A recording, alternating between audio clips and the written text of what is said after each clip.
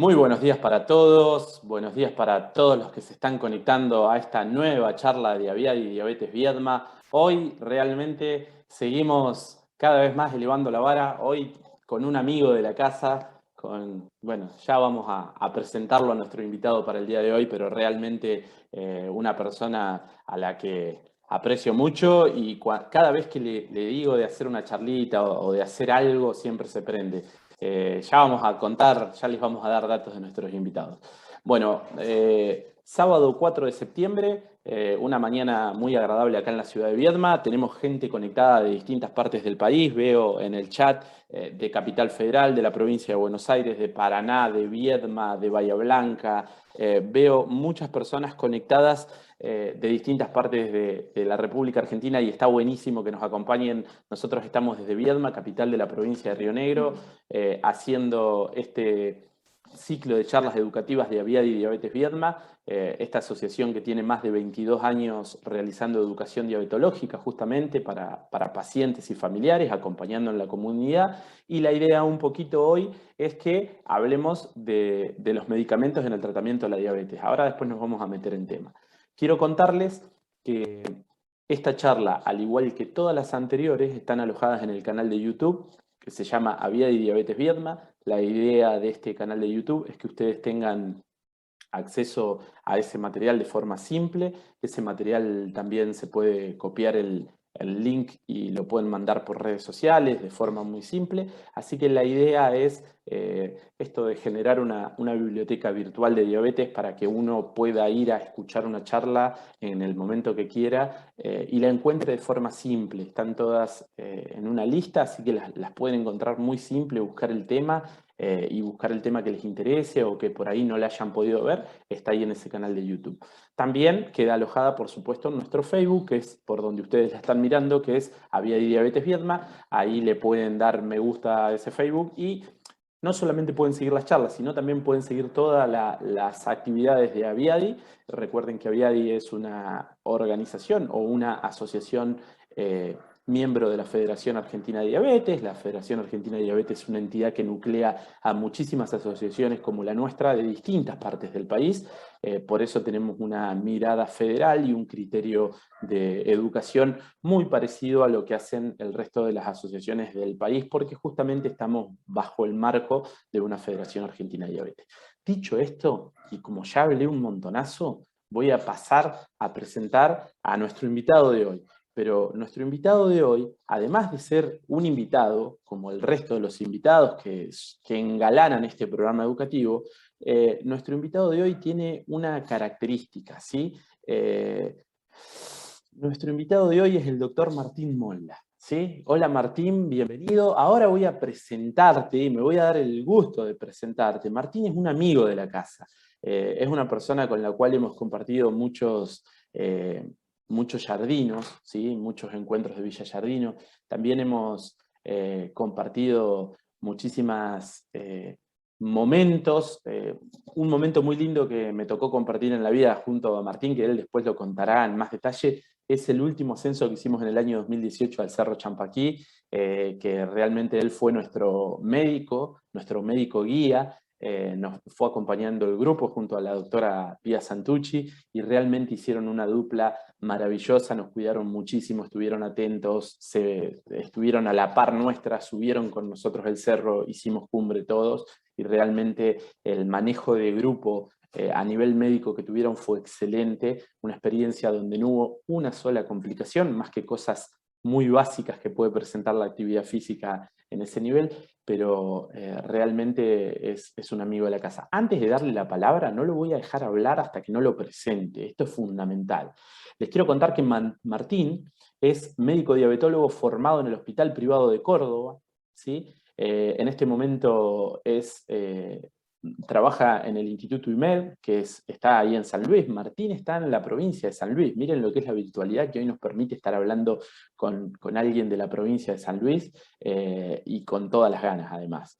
También está trabajando como médico diabetólogo internista en la Clínica Privada de Italia de San Luis. Por supuesto que es socio de la Sociedad Argentina de Diabetes, él participa como socio en la Sociedad Argentina de Diabetes y por supuesto como no podía ser de otra forma, es miembro de la Federación Argentina de Diabetes, es profesional que va a los congresos de diabetes y bueno, es realmente un gusto, un placer y una satisfacción poderte tener, Martíncho, hoy. Ahora sí, muy buenos días, Martín, ¿cómo estás? Listo, ya hablé todo lo que tenía que hablar. Hola Nico, buen día, ¿cómo estás? Bueno, che, muchas gracias por lo que decís, por tus palabras, por el aprecio y bueno, sabes que esto es mutuo, un aprecio mutuo a vos y a toda la gente de la FAD que siempre me tiene presente, que siempre está atento a pedir mis participaciones, que obviamente encantado lo hago. Bueno, sí, como decías vos, estamos acá en San Luis, al igual que en Vietnam, no sé si tan frío, pero está una mañana fresquita por acá, nubladito, pero bueno, lindo, lindo como para hacer una charla educativa, charlar un poquito de lo que tenemos actualmente y de lo que tenemos para ofrecerle a todas las personas con diabetes. Realmente muy lindo, Martín, cómo arrancabas esto. La idea de hoy es charlar un poco sobre los medicamentos en el tratamiento de la diabetes, los distintos medicamentos. Eh, vamos a, Después vamos a explicarle a la gente bien que vamos a hablar para diabetes tipo 1, diabetes tipo 2, pero antes de arrancar, yo a todas las personas que nos están siguiendo por el chat y por ahí, por el Facebook de Viadi, les quiero contar que todas las opiniones que hoy vamos a vertir acá son a modo educativo, ¿sí? Que cualquier modificación en un tratamiento, además, lo tienen que consultar con su médico de cabecera, esto es fundamental. Y otra cosa es que Martín va a ir haciendo una explicación, vamos a tener una charla un poquito participativa en el sentido de que él va a usar directamente la presentación hablada y vamos a dejar un momentito al final para mostrarles un poquito. Este año se cumplen los 100 años de la insulina, les vamos a mostrar un poquito la historia de la insulina, cómo se descubre la insulina en el año 21 y quién la descubrió, y cómo a partir de ese año, bueno, Martín por supuesto que ahora lo va a hablar, cómo a partir del descubrimiento de la insulina cambió el tratamiento de la diabetes en el año 21. Este año, como se están cumpliendo los 100 años, vamos a empezar de a poquito a reforzar esto de la historia de los 100 años de la insulina. También les quiero contar que mientras Martín vaya haciendo su presentación y vaya desarrollando esta disertación, ustedes van a ir pudiendo hacer las preguntas o consultas que tengan a través del chat de Facebook, las pueden escribir ahí en los comentarios del chat, nosotros las vamos a leer y al finalizar la charla vamos a tomar algunas de esas preguntas, para tampoco hacerlo extremadamente largo, vamos a tomar algunas de esas preguntas y Martín vamos a hacer un mano a mano en la ida y vuelta. Dicho esto, Martín, cuando vos lo dispongas, arrancamos, apago mi cámara, mi micrófono y me quedo acá y quedás como hablante de esta charla. Bueno, dale Nico, vamos a tratar de que sea algo entretenido y algo que le sirva mucho a toda la gente que está del otro lado. Bueno, después de mucho tiempo, después de 100 años que comenzó esto, que se descubre el tema de la insulina, han pasado varios tratamientos, varios procesos, y yo antes de empezar a hablar pensaba en qué cantidad de tratamientos u opciones tenemos después de estos últimos 100 años desde que se hizo el descubrimiento de la insulina. Y digo yo, bueno, tenemos muchas opciones, muchos tratamientos y sabes que me quedé pensando y digo, son tantas las opciones que tenemos después de todos estos años y la verdad que creo que no, la verdad que creo que no son muchas opciones. Tenemos obviamente opciones de tratamiento, pero no las suficientes para después de todos estos años que han pasado. Por lo que sigue siendo muy, pero muy importante lo que más nos cuesta a veces, que es el cuidado, el autocuidado de cada persona en cuanto a la buena alimentación y la actividad física. Ninguno de los medicamentos que tenemos actualmente supera el cuidado de cada persona. Dicho esto, tenemos que saber que toda la medicación que tenemos actualmente tiene que ser sí o sí acompañado por el cuidado, por el autocuidado, por las medidas higiénico-dietéticas que decimos a veces los profesionales, porque si no, ninguna medicación, ningún tipo de insulina va a reemplazar el cuidado de cada uno. La insulina vino a descubrirse, en realidad a aislarse, a obtenerse el producto allá por el año 1921.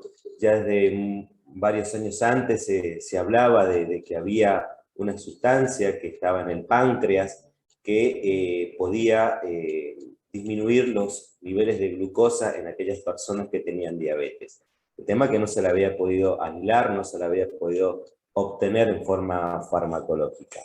Lamentablemente, antes de aislarse, las personas que tenían diabetes tenían un muy mal pronóstico, sobre todo aquellas personas con diabetes tipo 1, la cual el pronóstico era muy malo, solamente se las podía tratar con dietas totalmente restringidas en hidratos de carbono, y el pronóstico a corto tiempo era muy, muy malo. Gracias a Dios aparecieron estos dos genios, Banting y Beth, que pudieron aislar la insulina y comenzar así un cambio en lo que es el tratamiento de la diabetes. Para hablar de tratamiento tenemos que conocer los tipos de diabetes que tenemos, que conocemos, donde está la diabetes tipo 1 y la diabetes tipo 2. Ustedes muchos ya conocen un tipo de diabetes u otra, pero no está de más recordar un poco de qué se trata. Diabetes tipo 1, recordemos que son aquellas personas que por distintas circunstancias su páncreas, su fábrica de insulina cierra, caduca, no trabaja más, no tenemos más producción de insulina, no hay más, se acabó. Y la única forma de tratamiento es darle esta hormona inyectada para que puedan continuar. Es la única opción terapéutica que hay, no tenemos otra opción que inyectar insulina de diferentes modos. Después tenemos la diabetes tipo 2, que son aquellas personas que desencadenan una diabetes por una suma de factores. Hay antecedentes familiares, hay factores ambientales como los malos hábitos alimentarios, el exceso de peso, el sedentarismo, todo lo que viene acompañado a este tipo de diabetes. Recordar que este tipo de diabetes, tipo 2, aparece generalmente en personas adultas, más de 40 años, en la cual, como les decía, tiene un antecedente familiar de importancia. Y acá voy a hacer una aclaración porque siempre esto yo lo digo en mi consultorio con mis pacientes. Vos podés tener todos tus antecedentes familiares, tu papá, tu mamá, tus hermanos, tus abuelos, pero está muy en vos que esa diabetes aparezca ahora o dentro de 5 o 10 años. Porque, por ejemplo, si yo tengo toda mi familia con diabetes, pero soy una persona que trato de comer bien, trato de tener un régimen de actividad física, me preocupo un poco por mi peso, no digo que no vaya a tener diabetes, pero esa diabetes va a aparecer más adelante, y que aparezca más adelante equivale a menos años de exposición a diabetes, o sea que es algo muy importante. Ahora, yo tengo toda mi familia con diabetes, pero soy una persona que como mal, que soy muy sedentario, que no me preocupo por el peso, y sí, obviamente esa diabetes va a aparecer mucho tiempo antes. Y eso obviamente tiene que ver con el pronóstico a largo plazo. Así que todas esas personas que tienen muchos antecedentes familiares tienen que tener en cuenta eso de tratar de tener una vida lo más saludable posible. Vamos a ir un poquito por el tema de diabetes tipo 1 y después vamos a irnos un poquito por el tema de diabetes tipo 2.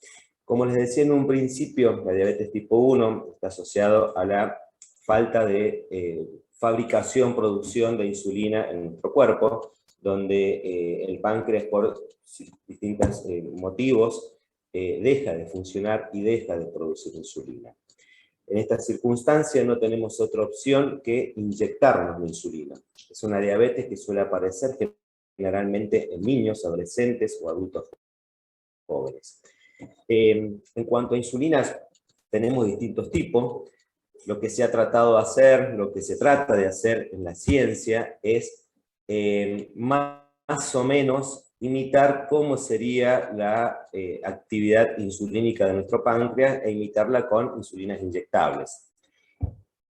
Nosotros siempre, todas las personas que no tienen diabetes, yo por ejemplo que no tengo diabetes, mi páncreas se encarga de producir una insulina a las 24 horas del día.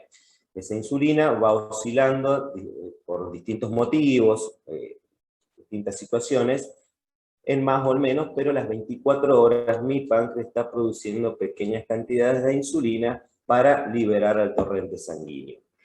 A su vez, cada vez que yo voy a ingerir un alimento, voy a alimentarme, mi páncreas produce un extra de insulina para poder metabolizar, neutralizar ese alimento y transformarlo en energía y poder usarlo.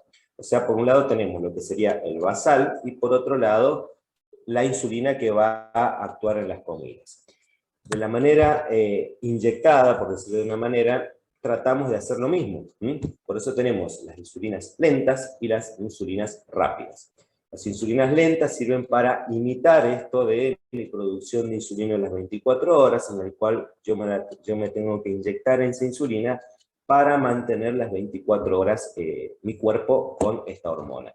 Y cada vez que yo vaya a ingerir un alimento, voy a necesitar otra insulina para poder metabolizar ese alimento que estoy ingiriendo y que mi cuerpo lo pueda utilizar. Por eso que tenemos los dos grupos de insulina, las lentas y las rápidas. ¿Está?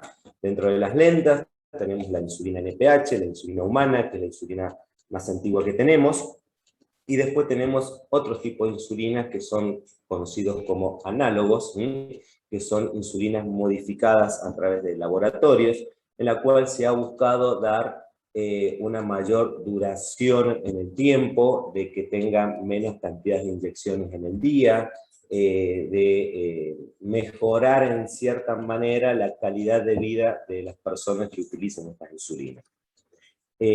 Por otro lado tenemos las insulinas rápidas, en la cual tenemos la corriente o la regular, que es la rápida más antigua que por ahí tenemos, y después de la misma manera que explicábamos recién, tenemos las rápidas que se han ido modificando a través de laboratorios para darle una acción más directa al momento de alimentarnos.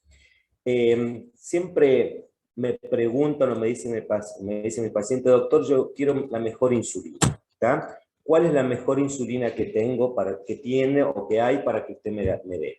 Yo le digo al paciente, la mejor insulina es la que mejor te haga vos. No hay una tabla o una fórmula en la cual yo te pueda decir, esta insulina es para vos. El tratamiento con insulina es un tratamiento muy artesanal, en el cual se tienen que ir probando, por decirlo de alguna manera, las distintas insulinas y ver qué resultados voy teniendo a medida de los laboratorios, a medida de los monitoreos glucémicos que vamos haciendo. Obviamente, uno conociendo algunas insulinas puede pensar en una mejor que otra. ¿Por qué digo esto? Lamentablemente, en el sistema de salud que tenemos, no todas las personas tienen acceso a una cobertura prepaga, a una obra social y demás, para poder adquirir los distintos tipos de insulina. Entonces, estas personas tienen que manejarse con las insulinas que tenemos en el sistema de salud público, que son las insulinas NPH y las insulinas corriente, que son muy buenas insulinas, usándolas correctamente.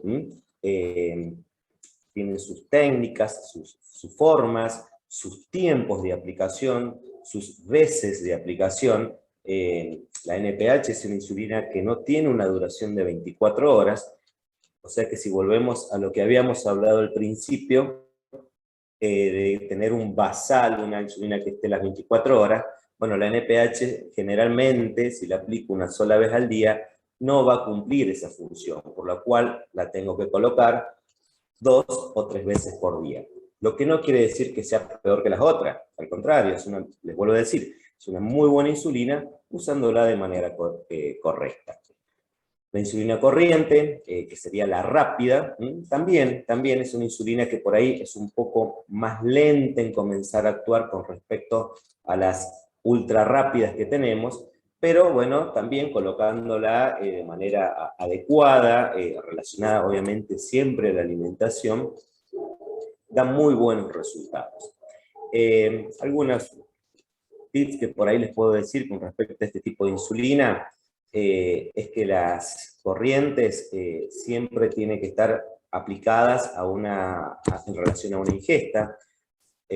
No es muy recomendable por ahí colocar insulinas rápidas o corrientes en cualquier momento del día, porque me pueden ocasionar bajones importantes de azúcar, hipoglucemia, porque como les dije al principio, son insulinas que sirven para actuar en los momentos prandiales, o sea, en las comidas. Obviamente hay situaciones en las cuales, por ejemplo, tengo una azúcar muy alta y tengo que ir corrigiéndome el azúcar para controlar esas glucosas elevadas. Todo esto cada uno, bueno, obviamente lo habla con su profesional que lo está acompañando, que lo está ayudando, para ir ajustando estos tratamientos. Le digo esto porque me ha tocado muchas veces por ahí recibir pacientes en las cuales le tienen mucho miedo a las insulinas rápidas o a las corrientes, porque dicen, no, yo me pongo 2, 3, porque si no, doctor, se me baja un montón el azúcar y yo me siento muy mal. Entonces uno revisando un poco las técnicas de aplicación, nos damos con esto, de que por ahí, no sé, desayunamos a las 8 de la mañana y por ahí se me dio por controlarme la glucosa y tenía un 250 y me metí un poco de insulina rápida y resulta que voy a almorzar recién a las 2 de la tarde y que me tengo que ir ahora al súper y me puse 6 unidades rápidas, me voy al súper, fui a hacer las compras, estoy lejos de la comida, ¡pum!, se me vino abajo la glucosa. Entonces, hay que tener en cuenta eso. Insulina corriente, que es la rápida más antigua que teníamos, como les dije, es una insulina que generalmente hay que aplicarla unos 20 minutos aproximadamente previos a una alimentación. En cambio, las otras insulinas tienen que estar ahí muy cerca del alimento, unos 15 minutos previos, 10-15 minutos previos a ingerir algún alimento. Porque, como les dije, si me aplico la insulina y no tengo una ingesta, tengo el riesgo ese de sufrir una hipoglucemia. Hay situaciones especiales, como decía recién, por ahí estoy enfermo, me siento mal, voy a hacer una actividad física, en la cual uno tiene que ir adaptando la dosis de las insulinas de acuerdo a la situación y al momento. Y acá lo que se adapta son las dos insulinas, la lenta y la rápida, ¿tá? Para más o menos conocer un poco, para nombrarle más o menos las insulinas que tenemos. En cuanto a insulinas lentas, tenemos la insulina NPH, que es la insulina que tenemos en salud pública. Después tenemos las insulinas, las Glargina, las cuales son insulinas que duran prácticamente 24 horas. Tenemos la insulina Detemir, que es una insulina que dura más o menos unas 18-20 horas, un poco menos. Tenemos después la insulina Degludec, que es la insulina que dura un poco más de 24 horas, 30 horas aproximadamente. Y después dentro de estas insulinas tenemos las que vienen más concentradas o con menos concentración, pero la duración en el tiempo son más o menos estas que les dije.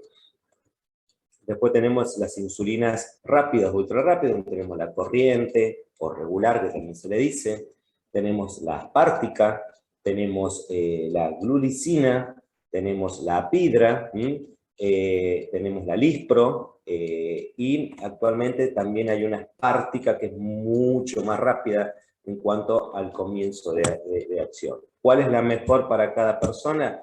Y la que mejor le haga, o sea, la que mejor respuesta le dé en su tratamiento. Vamos a hablar un poquito, después, bueno, Nico me va a ir diciendo cuáles son las dudas o las preguntas que hay, así también vamos charlando un poquito sobre ese tema, porque bueno, yo acá estoy hablando a la cámara, no veo las preguntas que tengo, pero bueno, ahí después vamos a ir contestando lo que vaya surgiendo. Para hablar un poquito de diabetes tipo 2. Primero, para hablar un poco de diabetes tipo 2, vamos a cómo era la definición. Dijimos que eran aquellas personas que tenían muchos factores de riesgo familiares y que por factores ambientales, exceso de peso, mala alimentación, falta de actividad física, empieza a aparecer alteraciones en la glucosa. ¿Tá? Entonces, lo que hay que tener en cuenta es que el exceso de peso provoca una resistencia a la acción de la insulina. ¿Tá? Ahí viene lo que habrán escuchado muchas veces: yo tengo resistencia a la insulina, yo tengo el síndrome metabólico, no, a mí me hicieron un dosaje de insulina y tengo mucha resistencia a la insulina. Bueno, ¿qué es la resistencia a la insulina? Es eso, es la resistencia que mi cuerpo le ofrece a la acción de la insulina. ¿Y cuál es el principal factor que tenemos para en cuanto a resistencia a la insulina? La obesidad. La obesidad es algo que me bloquea la acción de insulina. El tejido graso, sobre todo la grasa abdominal, no deja que la insulina que yo produzco pueda llegar a su objetivo, a su blanco, a su acción. ¿Estamos? Entonces, el principal tratamiento que tenemos que hacer en ese momento es tratar de disminuir esa resistencia. ¿Cómo lo hacemos? Tratando de disminuir la obesidad central, la obesidad abdominal, tratando de disminuir de peso. Hay medicamentos que ayudan a disminuir esa resistencia, que obviamente son los que nosotros usamos. La metformina, típica y la más común de todas las drogas que tenemos. Es una medicación que es, creo que, no es la más antigua, creo que la sulfodroga, la glibenclamida sería una de las más viejitas que tenemos, pero la metformina es un medicamento que hace mucho tiempo lo tenemos entre nosotros. Han salido varios otros medicamentos, pero les digo que ninguno ha superado la acción de la metformina. Es la droga madre del tratamiento de la diabetes. Esta medicación lo que hace es eso, tratar de disminuir la resistencia que mi cuerpo le está produciendo a la acción de la insulina que yo produzco. Tiene en algunas personas les cae muy mal al estómago, les hace muy mal. Es un efecto adverso lamentable que tenemos en esta medicación, que es tan buena y tan recomendada por todos los diabetólogos, pero bueno, tiene esos efectos adversos. Por eso es que se la trata de asociar también a los alimentos, para, como quien diría, no tomarla con el estómago vacío. Se la suele indicar después de las comidas principales, para disminuir un poco esa intolerancia que a veces sabe producir. Se la da asociada al almuerzo, asociada a la cena, para tratar de disminuir esa intolerancia que algunas personas tienen. Vale aclarar que la metformina, el efecto que tiene en cuanto a disminuir la resistencia es el mismo antes de una comida, durante una comida o después de una comida. Hay personas que la toman antes, hay personas que la toman durante, hay personas que la toman después de las comidas. El hecho de cambiar la forma de toma es por esto que les decía, para tratar de disminuir un poco la intolerancia. Por esto de la intolerancia, bueno, los laboratorios lo saben, lo conocen, por eso se producen formulaciones especiales, conocidas como XR, que son metforminas que dan mejor tolerancia al sistema digestivo. El efecto es exactamente el mismo, no cambia, pero sí de estas formulaciones han venido como para ayudar a disminuir un poco la intolerancia. Después otra medicación muy común que tenemos es la glibenclamida. La glibenclamida es uno de los medicamentos más antiguos que tenemos en el tratamiento de la diabetes. Es un medicamento que, usado bien, da muy buenos resultados, y es lo que tenemos actualmente en el sistema de salud pública. La glibenclamida es una droga muy potente, así que hay que tenerle un poquito de cuidado. Lo que hace es estimular la liberación de insulina de nuestro páncreas. Nosotros tenemos reservas de insulina en nuestro páncreas, guardaditas. Entonces esta medicación lo que viene a hacer es, yo me la tomo y lo que hace es estimular al páncreas para que libere la insulina al torrente sanguíneo, y de esa manera tener una buena concentración en sangre para disminuir los niveles de glucosa. Hay otros medicamentos parecidos a la glibenclamida que están dentro del mismo grupo, que el efecto o la forma de acción es exactamente el mismo, como la glimepirida, por ejemplo, la gliclazida, que son todos medicamentos que actúan de esta manera, estimulando la liberación de insulina por el páncreas hacia el torrente sanguíneo. usar uno o usar otro depende del criterio médico y como hablábamos recién de las insulinas, va a depender de cuál es mi mejor tratamiento. Uno tiene que ver, de acuerdo al perfil de la persona, cuál sería la mejor opción. Así que cada opción obviamente tiene que ser indicada por el profesional que está con ustedes. Después han aparecido algunas otras drogas. Hay una droga, tiene un nombre medio, a mí me cuesta decirlo, por ahí soy medio lengua bola a veces. La repaglinida, por ejemplo, o glipizida, son medicamentos que son parecidos a los que hablábamos recién, pero también tienen, son una duración un poco más corta, tienen más acción bien sobre las comidas, siempre son medicamentos que hay que tratar de darlos relacionados a las ingestas, o sea, a la alimentación, porque tiene un efecto parecido a lo que sería esta repaglinida, lo que sería una insulina rápida, por ejemplo. La tomo antes de las comidas para que me ayude a tener insulina en mi sangre y poder hacer el proceso digestivo de los alimentos.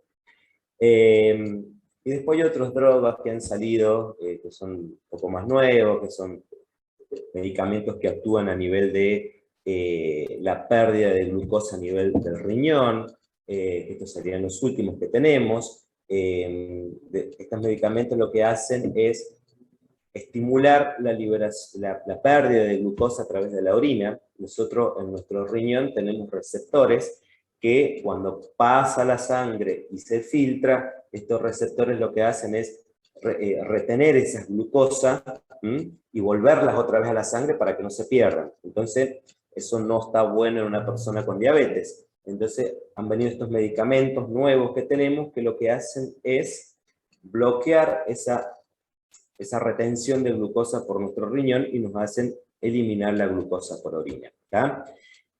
Estos medicamentos, en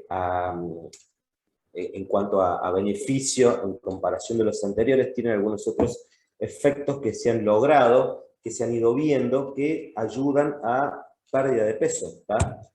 Y acá aclaro algo, no son medicamentos para obesidad, son medicamentos que actualmente están indicados para la diabetes, que como factor secundario, por decirlo de alguna manera, ayudan a perder algunos kilos de peso. Es algo muy bueno para una persona con diabetes que está con exceso de peso. Siempre hablando, recuerden, de diabetes tipo 2. Estamos hablando de hace rato de diabetes tipo 2. Estos medicamentos no están todavía aprobados para usar en personas con diabetes tipo 1. Así que para una persona con exceso de peso, con sobrepeso o obesidad, con diabetes tipo 2, es una muy buena opción. ¿Cuál es la contra? Y el costo que tienen. Son medicamentos que son muy costosos, en la cual es muy difícil por ahí mantenerlo en una persona que no tiene una cobertura, una obra social o una prepaga. Y recuerden que los tratamientos de diabetes tienen que estar pensados a largo plazo. Por ahí me pasa en el consultorio, bueno doctor, deme ese medicamento si usted cree que me va a hacer bien a mí. Y ahí viene la discusión, vos lo vas a poder comprar, lo vas a poder tener, mira que es costoso, sí, me lo compro, ya veo el mes que viene. Y ya veo el mes que viene, ya te da cierta duda, porque si yo te doy un tratamiento, es para que vos lo tengas todos los meses. No me sirve de nada que vos hagas un tratamiento y por distintas circunstancias durante 15 días no lo pudiste conseguir por distintos motivos. En esos 15 días yo te tengo que poner un cambio, un reemplazo. Después de los 15 días me venís, doctor, ya tengo la pastilla. Y retomar nuevamente ya hace el tratamiento muy engorroso y ya no sirve. Entonces, siempre que tengamos un tratamiento, tiene que ser pensado a largo plazo en asegurarnos de que la persona va a poder tener acceso a esa medicación. Importante, yo creo que hoy no tendríamos que estar hablando de un costo de una medicación, pero bueno, lamentablemente es la realidad y si no tenemos la forma de tenerlo, va a dificultar mucho el tratamiento. Después hay otros medicamentos, se los voy a nombrar, ¿no? Seguramente algunos de ustedes los conocen o los tienen, como son las sitagliptinas, las vildagliptinas, bueno, y todas estas gliptinas que son inhibidores de PP4 que se llaman. que también tienen una acción a nivel de hormonas que se producen en el intestino. Más o menos se lo explico rapidito, para que me entiendan. Primero y principal, todos los medicamentos que tenemos para la diabetes están pensados o realizados para frenar, modificar, disminuir o cambiar los desencadenantes, por decirlo de alguna manera, de la diabetes. Cuando yo, de acá viene esta explicación, cuando yo voy a ingerir un alimento, mi sistema digestivo se prepara, empiezan a liberarse un montón de hormonas, se ponen activos varios receptores, empieza a jugar mucho el sistema nervioso central con liberación de hormonas, donde dice, che, bueno, acá viene un plato de tallarines, vamos a acomodarnos que vamos a recibir ese plato de tallarines para que lo podamos digerir bien. ¿Tá? Hay un montón de receptores, señales, el olfato ya de una comida ya te libera estas hormonas, ya te las pone preparadas para la alimentación. Estas hormonas son producidas a nivel del intestino, nuestro intestino produce hormonas, la cual envían señales al páncreas y le dice, che, ahí viene un plato de fideo, entonces viene el alimento, se liberan las hormonas, esas hormonas van hacia nuestro intestino, hacia nuestro páncreas y se pone manifiesto esta maquinaria de insulinas. De la misma manera que hay hormonas que activan, hay hormonas que inactivan. En las personas con diabetes hay hormonas que las que inactivan están con mucha actividad, entonces tenemos estas pastillas que vienen para modificar la acción de estas hormonas intestinales. Estas serían estas que les nombré últimamente. No tenemos muchas más opciones en cuanto a medicación. Tenemos varios, por ejemplo, de estas últimas, es un grupo de drogas, pero todos actúan igual. Estos son los famosos, por ejemplo, vamos a nombrar, inhibidores de PP4, así se les llama, así se les dice. Tenemos vildagliptina, sitagliptina, linagliptina, saxagliptina, en las cuales tenemos 4 o 5 drogas, pero todas funcionan igual. O sea que no es que por ahí yo te vaya a dar esta gliptina, no te anduvo, te doy esta otra gliptina, capaz que te ande mejor. Es medio raro, si no anduviste con una, ya tenemos que pensar en otra cosa. Obviamente, cada medicación va a estar indicado según el criterio médico. Después, dentro de volviendo un poquito para atrás, dentro de la glibenclamida, la glimetirida, la gliprazida, son varias drogas, también, bueno, varias, un par de drogas que están dentro de una familia, y todas más o menos actúan igual. O sea que tenemos como 5 grupos familiares o familias de drogas en las cuales tienen distintas indicaciones, pero el efecto es más o menos el mismo. Por eso que le decía al principio de la charla, que no sé si podemos decir que tenemos muchas opciones en cuanto al tratamiento. Y acá también tenemos que nombrar las personas que tienen diabetes tipo 2 y que requieren insulina. ¿Qué quiere decir esto? ¿Se transformaron en diabetes tipo 1? No, siguen teniendo diabetes tipo 2. Vamos a recordar un poquito lo que dijimos. Mi páncreas es una fábrica de insulina, fábrica y reserva de insulina, la cual me mantiene los niveles de glucosa normales. Las personas con diabetes tipo 2, que ya dijimos que son esas personas con obesidad, que ya tienen muchos factores de riesgo y demás, esa fábrica, si bien está activa, tiene una actividad reducida. Y esa actividad reducida, con el transcurso del tiempo, se va disminuyendo aún más. En estas personas, las reservas de insulina se van agotando. Cada año que pasa, esas reservas de insulina se van disminuyendo en su cantidad. Y tenemos que saber que ninguno de los medicamentos orales que tenemos para la diabetes funciona si no tengo una buena reserva de insulina o una buena cantidad de insulina. La acción el efecto de estos medicamentos va a ser menor si mi reserva de insulina están muy agotadas. Porque todos estos medicamentos tienen el efecto de trabajar con la insulina que nosotros por ahí estamos produciendo. Por eso esas personas que ya llevan muchos años de diabetes, llega un momento que en su vida de diabetes ya las pastillas no tienen una acción, ya no funcionan. Empeoró mi diabetes, se agravó, no quiere decir eso, quiere decir que ya evolucionó tanto, ¿tá? Mi fábrica ya trabajó lo que tuvo que trabajar y se fue agotando, que ya no tengo producción de insulina. Y si no tengo una buena producción de insulina, las pastillas no me van a ayudar demasiado. Y ahí es cuando entra a jugar la insulina. Tenemos que saber que ninguna persona vive si no tiene insulina. Les decía al comienzo de la charla que antes las personas que tenían diabetes tipo 1 lamentablemente tenían un pésimo pronóstico porque es una hormona indispensable para vivir. Si yo no tengo insulina, no vivo directamente. Eso es lo que les pasaba lamentablemente a las personas que tenían diabetes tipo 1. En las personas con diabetes tipo 2 es más o menos lo mismo. Si yo no tengo una buena producción de insulina, una buena reserva de insulina, y lamentablemente no voy a andar bien, por más que me tome 10 pastillas por día, no voy a funcionar. Yo por ahí, este es un ejemplo medio burdo así, pero bueno, sirve como para entenderlo un poco. Hagan de cuenta que yo tengo una esponja húmeda con agua y la voy apretando despacito, despacito, despacito, va cayendo agua, hasta que llegó un momento que la sigo apretando y ya no cae más agua.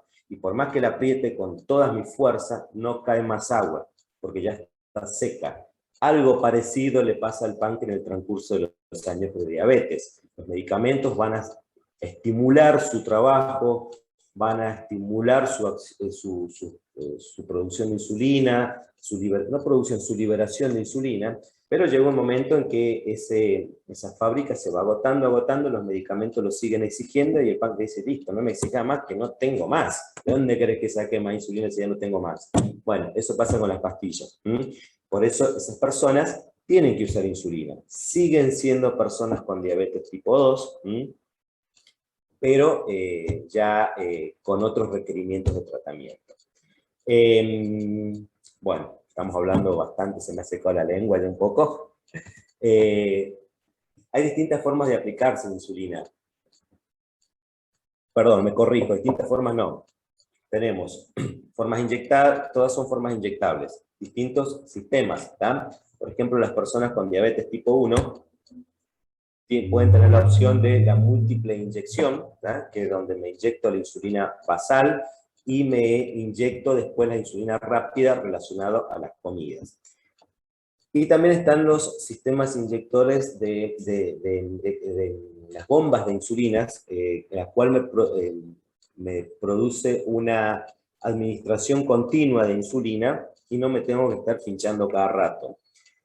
Suena lindo, ¿no? Suena lindo cuando uno dice, uy, no me tengo que estar pinchando y tengo la insulina que está entrando siempre. Bueno, no es tan fácil, ¿tá? No es tan fácil y volvemos a lo de recién, no es para todos. Sistemas de bomba de insulina para las personas con diabetes tipo 1, sobre todo, son sistemas que han venido a ayudar mucho a las personas a mejorar bastante su calidad de vida, pero no son sistemas que se manejen solos. Son sistemas que yo tengo que indicarle cómo pasar la insulina, qué cantidad de insulina pasar, en qué momento, de qué forma. Entonces, para eso necesito una educación para aprender algunas técnicas que tienen que ver con los alimentos, que tienen que ver con la cantidad de hidratos de carbono. Para usar estos sistemas, tengo que saber lo que es bien el hidrato de carbono, conocer bien las cantidades de alimentos, las cantidades de hidratos de carbono que tienen los distintos alimentos, ¿tá?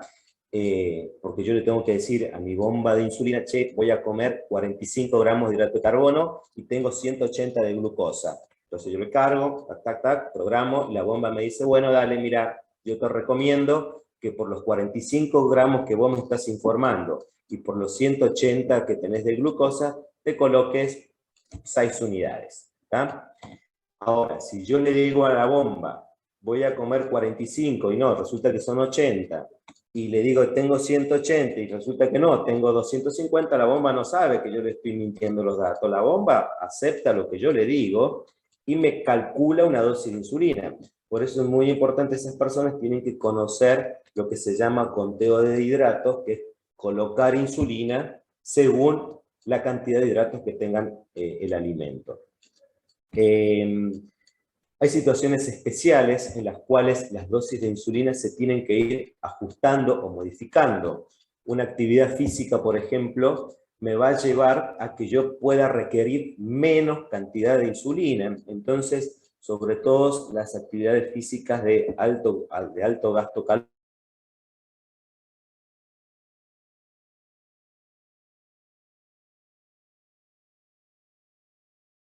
calórico, nosotros habíamos hecho algo muy lindo que es subir el Cerro Champaquí. Me dice que la conexión es inestable. Espero que me estén escuchando bien porque mi internet está empezando a portar mal. Bueno, cuando subimos el Cerro Champaquí, éramos dos profesionales médicos, iba un guía y creo, si no me equivoco, 19 personas con diabetes tipo 1, ¿tá? Personas que necesitan la insulina. Algunos iban con estos dispositivos que le llamamos de bomba de insulina y otros iban con múltiple inyección, con la lapicera. Es una actividad física que demanda mucho gasto energético, entonces todas esas personas, previo al ascenso, tuvieron que coordinar el tratamiento con sus médicos para disminuir la cantidad de insulina que íbamos a necesitar en esos 3 días. Por darle un ejemplo, personas que usaban 50 unidades de insulina lenta tuvieron que bajarse a la mitad durante 3 días y usar menos cantidad de insulina rápida porque las glucosas bajaban mucho por la actividad física. ¿Y por qué bajaban mucho las glucosas? Y esto es lo importante de la actividad física. Cuando nosotros estamos sentados así como estoy yo en este momento, el músculo necesita sí o sí de insulina para agarrar glucosa y meterla dentro del músculo y producir energía. Pero cuando yo estoy en actividad, el músculo no va a depender un 100% de la insulina y por sí mismo va a desencadenar diferentes sistemas para ir a buscar glucosa, meterla adentro del músculo y transformar energía, tenga o no tenga insulina. Entonces, por eso las personas que hacen actividad física de alto gasto calórico necesitan ajustarse sus dosis porque va a necesitar menos cantidad. Otras situaciones especiales en las cuales hay que ir siempre hablando con los médicos, con sus profesionales, son, por ejemplo, distintas enfermedades que obviamente alteran los valores de glucosa, para arriba o para abajo. Por ejemplo, yo me siento mal, anoche me comí todo, me tomé todo, estoy mal de la panza, hoy no quiero ni oler comida, no como, no, estoy re descompuesto, y me tomo la glibenclamida, la metformina, y me pongo un poco de insulina que me dio mi doctor. Las mismas cantidades que vengo usando. Obviamente, si no tengo alimento, las pastillas que yo tomo, la insulina que yo tomo, no sabe que yo no comí, no tiene idea que yo no comí, no son inteligentes. Van a ir y van a hacer su efecto y van a actuar igual, y el azúcar se me va a venir al piso. La glucosa se me va a venir al piso porque no me alimenté, porque me sentía mal. Y también están las situaciones de algunas enfermedades que me provocan fiebre, me provocan malestar general, me provocan mucha alteración, una infección, en los cuales por todo el estrés que sufre el cuerpo, los valores de glucosa aumentan. Entonces, en esas situaciones, necesito ajustar mi tratamiento para que mi azúcar no se suba tanto. Y de ahí, si a alguno le ha tocado o sufrió lamentablemente el estar internado por ciertas patologías, muchas veces estas personas que se internan, que vienen tomando pastillas, que son diabéticos tipo 2, necesitan usar insulina, porque el estrés de la enfermedad les sube tanto la glucosa, o varía tanto la glucosa, que es muy difícil manejarlo con pastillas. En esas personas que tienen internación, lo recomendable es usar insulina. y acá vienen y se agarran de los pelos, no, no me pongo insulina porque yo me dijo el kiosquero de la esquina y la verdulera del frente que voy a ser diabético, no me van a sacar más insulina, y que no, no me ponga, no me ponga, no me ponga. En las personas con diabetes tipo 2, el hecho de que queden o no queden con insulina depende no de esto, sino de otras circunstancias. Entonces, si alguna vez les toca estar internado y necesitan insulina, no se asusten, que es por todo el estrés que sufre el cuerpo y es muy difícil mantener la glucosa. Hay otras circunstancias también que me van a llevar a usar o no usar insulina. Ustedes recuerden, vamos a hablar un poquito de lo que es la persona con diabetes tipo 2. Ustedes recuerden que nosotros lo que ingerimos, las pastillas, son drogas, son medicamentos, los cuales necesitan una depuración por nuestro sistema. Esos órganos depuradores son el hígado y el riñón. La persona con diabetes lamentablemente puede tener cualquier otra patología, no es solamente azúcar alta y nada más. Pueden tener problemas renales, pueden tener problemas digestivos, pueden tener problemas hepáticos, en las cuales me limita mucho el usar algún medicamento. En esas personas, en algunas circunstancias se decide usar insulina, pero por alguna lesión en algún órgano. Por ejemplo, yo soy una persona que mis riñones no están funcionando del todo bien, y no te voy a dar pastillas porque sé que te voy a hacer mal. Te voy a dar insulina, que es una hormona natural para el cuerpo, que vos tenés, que yo tengo, que todos tenemos, y que no te voy a afectar más de lo que tenés en ese riñón. Entonces tenemos que pensar que si tengo algún órgano que no esté funcionando bien, por ahí la opción va a ser usar insulina, lo que no quiere decir que mi diabetes esté peor, o que mi reserva se terminó, o que ya estoy más grave, sino que lo estamos haciendo para cuidar ese otro órgano enfermo, que puede ser el hígado, puede ser el riñón, o el corazón, o bueno, cualquier otro sistema. ¿Qué más podemos charlar? La embarazada, ¿tá? La embarazada es otra situación especial, una situación especial linda que le toca vivir a las mujeres. Tenemos que saber que todos los medicamentos que las mujeres toman, pueden atravesar la placenta e ir al bebé. Por eso es que las embarazadas con diabetes, o las diabetes gestacional, tenemos que tratar de evitar en lo posible estos medicamentos, porque lamentablemente atraviesan placenta y pueden afectarle al bebé. Y tienen que saber las mamás que la diabetes es de la mamá y no del nene, no del bebé. Entonces tenemos que cuidar que ese medicamento no le llegue al bebé, porque no sabemos qué le puede producir. Por eso es que se utiliza insulina.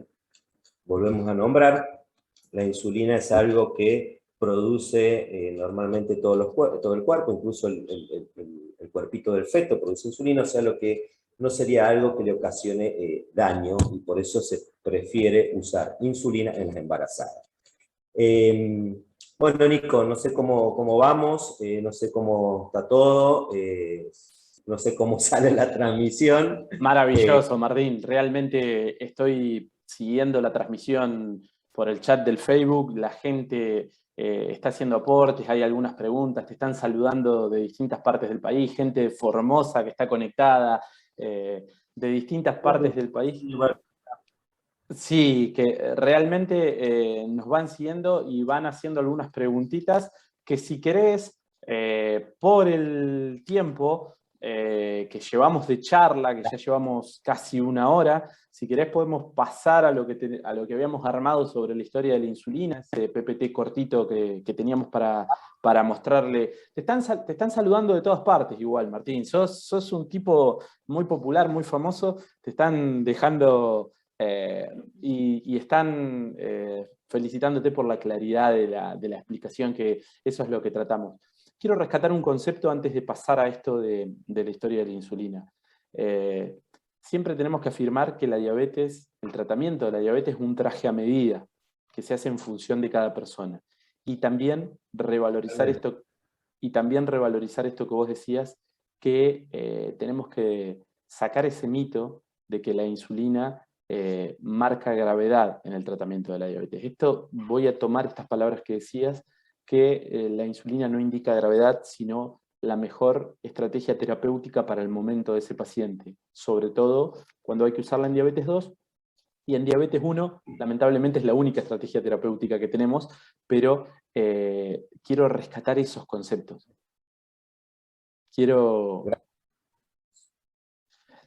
Porque me parece muy interesante que la gente se lleve este concepto de que mucha gente asocia la insulina, y te pusieron insulina, ya no es eso, es todo lo contrario, y esto de que vos decías recién, muchas veces es para cuidar otros órganos, que no se sigan dañando, no se sigan afectando. Me parece que esa es la definición concreta como para sacar un poquito ese miedo al uso de la insulina que mucha gente tiene, que no sé si es a la insulina en sí o al pinchazo. Un día da para hacer una charla de esto.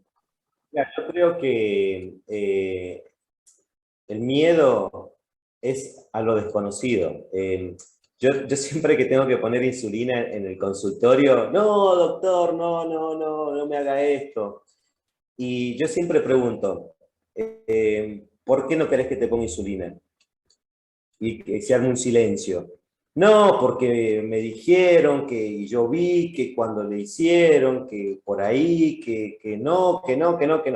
Es el miedo a lo desconocido o el miedo al mito creado, al miedo que se ha creado por no conocer las cuestiones. Por eso es importante siempre charlarlo y explicar el por qué y en qué me voy a beneficiar. Porque obviamente por ahí a lo desconocido es lo que se le teme. Realmente, Martín, muy bueno ese aporte, y nosotros los que estamos en esto siempre tratamos de bregar justamente por esto, porque la gente pierde el miedo, por la educación, por sacar estos mitos del medio y tratar de ir con conceptos que sean comprobables científicamente, que puedan tener un fundamento lógico, y creo que esto está muy bueno que lo vayamos planteando. Martín, te invito a que veamos un pequeño power muy cortito y que lo vayamos charlando entre los dos, que tiene que ver con los 100 años de la insulina. Dale, vamos a ver si vos me vas a decir, y la gente que está con nosotros mirándolo nos va a decir si lo están viendo, si lo están viendo en pantalla, ahí nos van a contar si lo están viendo. Bien. Vamos a hablar un poquito de los 100 años de la insulina, ¿no? Esto que este año nos lleva a realizar acciones, nos lleva a realizar cosas, y bueno, justo hoy estamos hablando de medicamentos, y me pareció muy bueno, Martín, que podamos abordar este tema, que es la historia de un poco de los medicamentos, donde surgen la mayoría donde surge el tratamiento de la diabetes allá en el año 21. Bien. Vamos a poner de vuelta porque estamos, a ver qué está pasando. Ya vamos a acomodarlo. Ahí está, ahora sí. Bien, tenemos ahí que acomodarnos. Vamos a ir a la primera diapo. Ahí está, ahora sí. Ahí está, bien. Bueno, ahora sí, vamos a ir viendo lo que pasaba con la insulina, para contarles un poquito. Que la insulina pasó en Toronto, Toronto, Canadá. Miren el punto de inicio de todo esto. Fresco, me han dicho ahí, ¿Cómo? Todo fresco para todos lados, me han contado. Sí. Ahora está medio fresquito. Bueno, en realidad en Toronto se administró por primera vez la insulina a un paciente que se llamaba Leonard Thompson, de 14 años. Este chico, como dicen todos los libros de historia y todos los libros de medicina y todos los libros que referencian a la diabetes, estaba al borde de la muerte, justamente por esto, porque hasta antes del año 21 no había tratamiento posible para la diabetes. Y está registrado que este chico, después de recibir las primeras dosis de insulina, es como que recuperó su condición física, recuperó sus energías y, como lo decimos nosotros, poniendo paréntesis, volvió a la vida, volvió a estar bien. Básicamente, el autor de todo esto fue el milagro de la medicina, que muchos consideran que fue el milagro de estos 100 años de la medicina, fue Frederick Banting, ¿sí? Quien se lo considera el padre de la insulina. Banting nació en el 14 de noviembre de 1891 en Ontario. Por eso que todos los 14 de noviembre se celebra el Día Mundial de la Diabetes en homenaje a este señor que torció el brazo de una patología que antes era mortal, la convirtió en una patología crónica. Y si no sabían, les cuento algo, un dato. Banting no empezó estudiando medicina, ¿sí? Empezó estudiando teología en la Universidad de Toronto, y al poco tiempo de que arrancó, abandonó esta carrera. En realidad, la verdadera vocación de Banting, por lo que parece, por lo que dicen los libros y dicen los registros, era estudiar medicina. Entonces ingresó en la Facultad de Medicina, ahí en Canadá, y cuando se recibió, cuando tuvo su licencia como médico, entró al ejército, ¿sí? Al ejército de Canadá, y fue a los territorios franceses a luchar en la Primera Guerra Mundial. Se anotó para ser médico del ejército en la Primera Guerra Mundial. Se dice, en todos los libros de historia, se cuenta que Banting, por su valentía, por su hombría de bien y por su forma de ver la vida, recibió la Cruz Militar, ¿sí? Que es una condecoración que se da en la milicia canadiense. Por supuesto que cuando terminó la Primera Guerra Mundial, volvió a Canadá y empezó a ejercer medicina en Toronto, ¿sí? En el año 1920 empezó a investigar sobre diabetes, empezó a investigar y a buscar qué pasaba con la diabetes y la relación que había entre la diabetes y el páncreas. Y esto es muy importante contarlo. Miren, tenía casi todo en contra. Tenía un hándicap en su contra, un ranking en su contra, que todas las personas que lo habían intentado antes de estudiar en diabetes y el páncreas habían tratado de relacionar estas dos cosas como para buscar algo que modificara la enfermedad, habían fracasado. Todos los intentos de antes ya habían intentado, pero no habían llegado a buen puerto. Se dice también en distintos libros y en la historia de la insulina, que hay antecedentes históricos de egipcios donde ya reconocían a la diabetes. Hay un papiro muy famoso, ¿sí? Donde aparece la diabetes como enfermedad descrita. Y también los médicos griegos, indios y árabes habían reconocido a la diabetes como enfermedad por la dulzura de la orina. En ese momento, la única forma que tenían como para hacer un diagnóstico de diabetes era justamente probar la orina de sus pacientes. En el año 1675, Thomas Will fue quien, refiriendo su labor dulce de la orina, justamente esto que decíamos, le dio el nombre de diabetes mellitus. Mellitus quiere decir sabor a miel, o sea que se empezaba a relacionar esto con algunas cosas que hoy conocemos en la actualidad. Por supuesto que acá ya también aparecen dos personas que fueron de mucha ayuda para el trabajo que hizo Banting, ¿sí? Que fueron von Maring y Minkowski en el año 1889. Ambos hicieron un experimento o experimentaron con perros y vieron que sacándole el páncreas, extirpando el páncreas de los perros, se produció una diabetes fatal en esos animales. Entonces se dieron cuenta que el páncreas en la diabetes jugaba un rol de regulación de la glucosa sanguínea. Entonces ahí hicieron la relación de que el páncreas, la falta de insulina producida por el páncreas, producía la diabetes. Y empezaron a ver esto y empezaron a entenderlo. Otra ayuda fue Schaffer, en 1910, planteó la idea de que la diabetes se producía por deficiencia de algún producto químico elaborado en el páncreas. No era por todo el páncreas, sino por algo específico que pasaba en el páncreas. Schaffer llamó a la sustancia que producía esto insulina, refiriéndose directamente a los islotes pancreáticos o islotes de Langerhans. Cuando volvemos de vuelta a 1920, con toda esta información, Banting sabía que la diabetes era provocada por la deficiencia de la hormona segregada en el páncreas. Banting ya sabía que el problema era la insulina, entonces tenía que trabajar en función de ella. ¿sí? En el año 21, Batin planteó esta hipótesis a MacLeod, que fue un profesor de la Universidad de Toronto, ¿sí? Y MacLeod no estaba muy de acuerdo con todo esto. Era como que no le daba tanto crédito a Batin.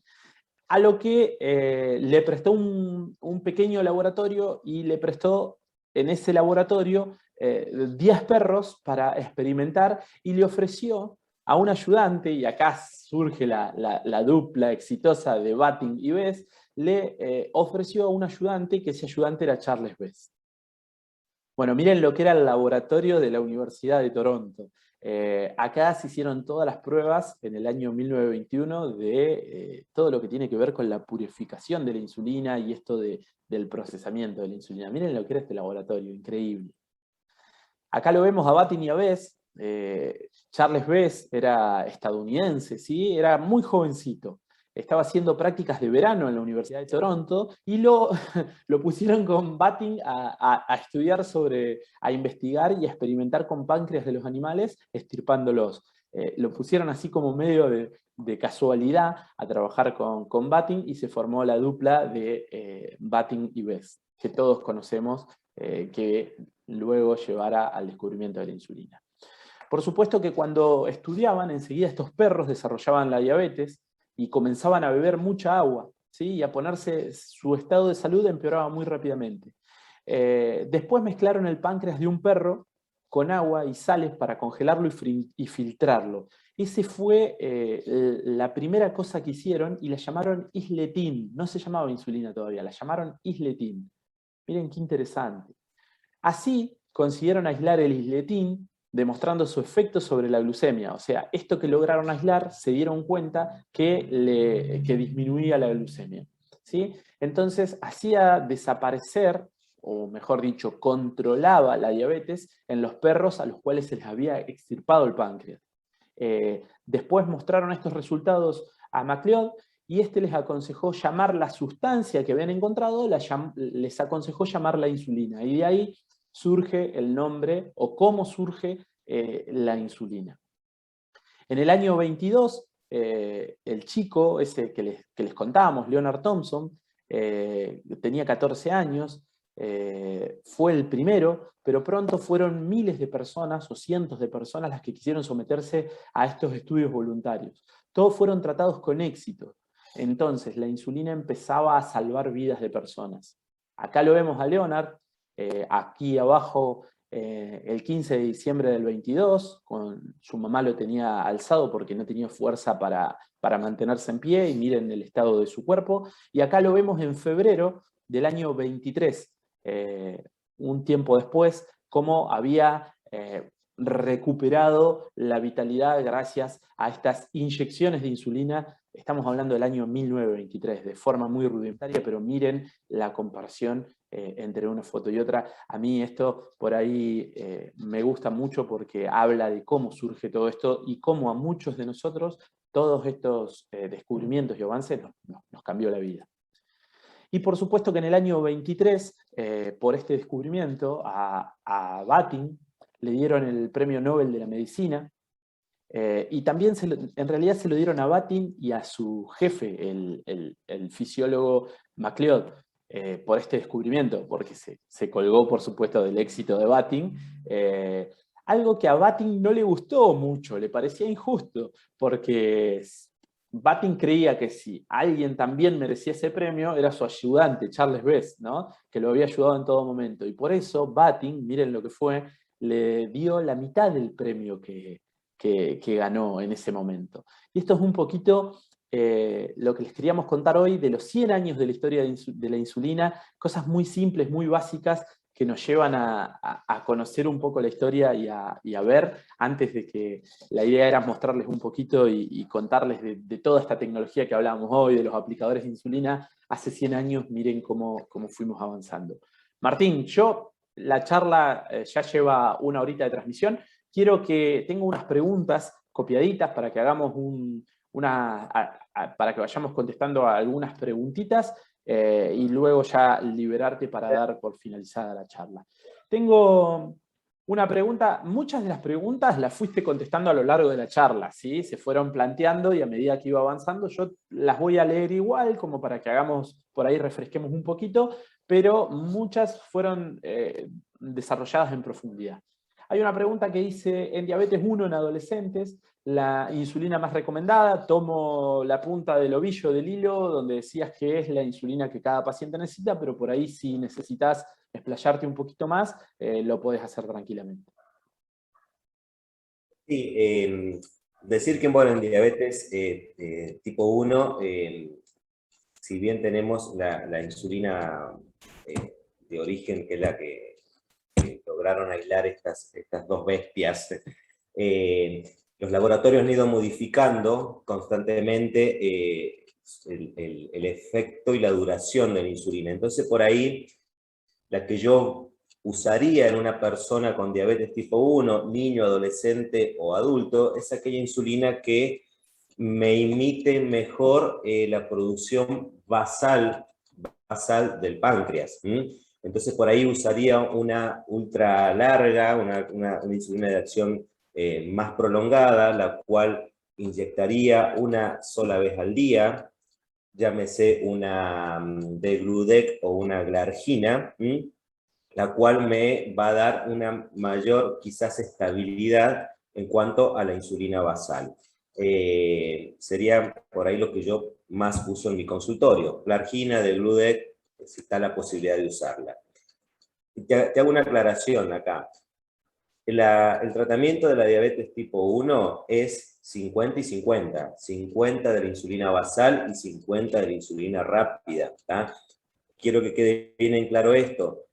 Las insulinas basales, las lentas, no tienen efecto cada vez que yo me alimento. O sea, el efecto de esa insulina es el mismo, coma o no coma. Por eso sí o sí necesito combinarla siempre con la rápida. Me pasa mucho en el consultorio que los pacientes aumentan las dosis por sí solos, porque ya tienen diabetes hace tiempo, se conocen y demás, y me empiezan a aumentar las dosis de las basales. Y se ponen bestialidades de dosis basales y nada de rápida.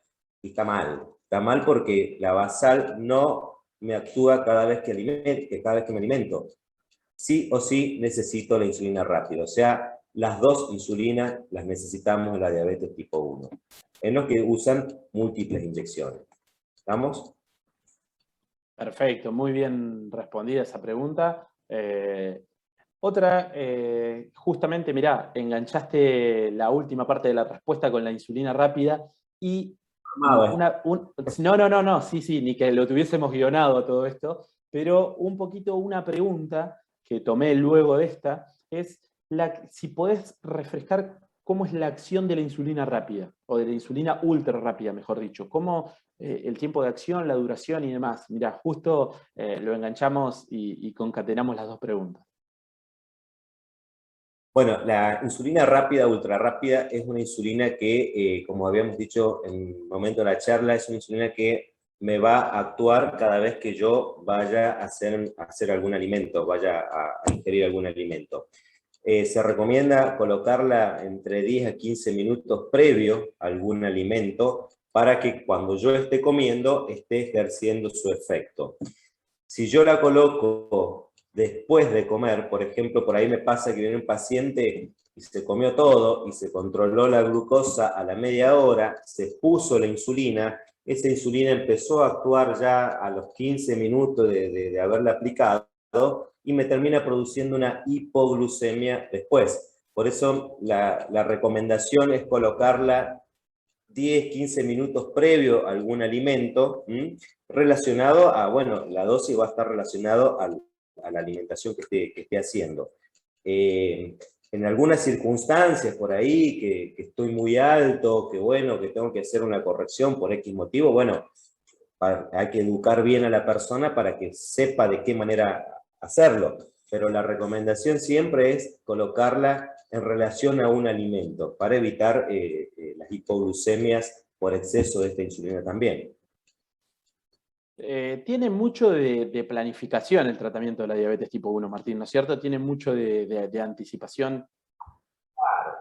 Claro, siempre lo que yo siempre le digo a las personas que me toca atender, les digo, nosotros no tenemos que esperar que la glucosa se suba para hacer algo. Yo tengo que planear de que la glucosa no se me suba, ¿tá? Entonces yo tengo que pensar en lo que voy a hacer y cómo hacerlo para evitar un pico después. Entonces, y acá viene el hecho de que las personas con valores normales de azúcar en sangre y van a comer, igual tienen que en algunas circunstancias ponerse un poquito de insulina.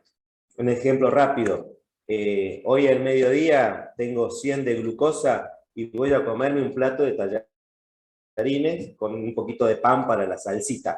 Y yo sé que ese 100 de glucosa, una vez que termine de comer, porque yo ya me conozco, iba a ser más de 200 seguro. Entonces yo ya me tengo que preparar para evitar eso. Entonces con 100 de glucosa tengo que ponerme cierta cantidad de insulina para evitar el pico después. La planificación que vos decís, de planificar y de saber para poder prevenir y evitar lo que puede llegar a ocurrir por haber comido algo. Siempre tenemos que dar un paso adelante, no un paso de atrás. No hay que corretearla de atrás a la glucosa. Yo tengo que estar antes preparado para hacer lo que tengo que hacer. Me encantó esa definición de San Luis. No hay que corretearla de atrás a la glucosa, hay que estar adelante. Perfecto, totalmente. No, pero esa claridad en la explicación, la anticipación a las situaciones nos lleva a que podamos tener un mejor control, sin duda alguna. Y voy a enganchar ahí otra que ya no tiene tanto que ver con la insulina y con el tratamiento de la diabetes tipo 1, sino una pregunta que a muchos pacientes, que la tomé porque me parece muy interesante porque le pasa a muchos pacientes. ¿Hay alguna metformina que no dañe los intestinos o que no tenga esos efectos intestinales tan desagradables? ¿Hay algo? Vos hoy mencionaste que había como algo al pasar, pero por ahí quiero que te explayes un poquito más en eso. Y primero, saber que la metformina no es algo que daña al intestino, sino que tiene que ver con la tolerancia que me produce ciertas drogas. Hay drogas, no solamente la metformina, que me cae mal a la panza, pero por una cuestión de tolerancia. Hay unas formulaciones que se llaman XR, que son formulaciones que son de liberación más controlada, prolongada, que tienen una cobertura distinta en cuanto a la protección de la pastilla, y estas formulaciones están diseñadas para esas personas que tienen mala tolerancia. Vienen en distintas dosis, vienen de 500, de 750 y de 1000 miligramos, y se usa mucho para estas personas, las que no pueden tolerarla. A mí me da muchos resultados estas formulaciones que se llaman XR, que es diferente a la AP, ¿tá? Muchas veces está la metformina AP, que también es para dar una mejor tolerancia en cuanto a las formulaciones normales, pero estas XR por ahí dan una mejor tolerancia aún cuando me cae muy mal al estómago. A ver, yo tengo personas con diabetes que no la toleran de ninguna manera, y si no la toleran, bueno, hay que buscar otra opción terapéutica. Bien, ahí ya, bueno, con estas tres creo que hemos cumplido las expectativas. Martín, desde Aviadi agradecerte, contarle, antes de despedirte, contarle a todas las personas que están viendo la charla o por ahí a quienes no la pudieron terminar de ver o a quienes la pueden volver a ver, que esta charla va a estar disponible en el canal de YouTube, que es Aviadi Diabetes Viedma. Agradecerles a todas las personas que estuvieron conectadas de distintas partes del país, de la ciudad de Viedma, de la provincia de Río Negro, de integrantes de la Federación Argentina de Diabetes, distintas asociaciones, el hecho de habernos acompañado en esta actividad, que realmente la realizamos con muchísimo esfuerzo, llevó una logística bastante importante, pero bueno, algo teníamos que hacer, no nos podíamos quedar de brazos cruzados mientras dure esta pandemia, entonces tenemos que seguir haciendo educación diabetológica, acompañando a los pacientes, a sus familiares, y desde Aviadi nos parece que es la forma más segura de hacerlo, hasta que tengamos la seguridad de poderlo hacer de vuelta de forma presencial, seguimos apostando un poquito a la virtualidad. Martín, no te quiero robar más tiempo, agradecerte la predisposición, tus conocimientos, tus saberes, tu buena onda, tu predisposición, y agradecerte siempre, como lo digo cada vez que hablamos, ese clic que nos diste a todos cuando hicimos el ascenso al Cerro Champaquí, eso de poder salir del rol de profesional y ponerte en el rol de uno más en el grupo, eso nos lleva a poder generar estos vínculos y estas redes de poder ayudar a otras personas. Así que, bueno, en nombre de Aviadi y en nombre personal, te quiero dar las muchas gracias por habernos regalado esta charla y bueno, decirle a todas las personas que dentro de 15 días vamos a tener una nueva charla.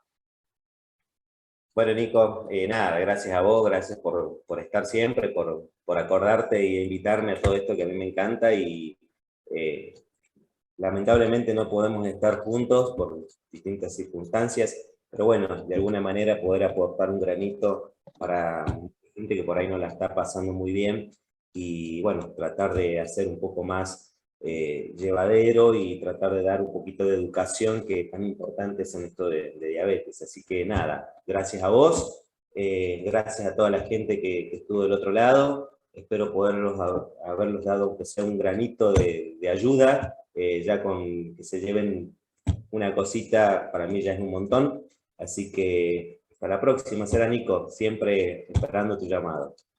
Bien, muchas gracias Martín, muchas gracias a todas las personas que se conectaron, vamos a ir cerrando esta transmisión.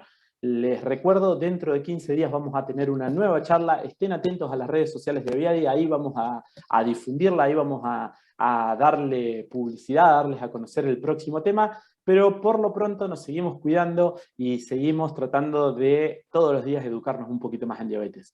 Muchas gracias por estar ahí, les agradezco la participación. Y bueno, nos vemos la próxima charla, ¿sí? Adiós, que pasen buen fin de semana. Buen fin de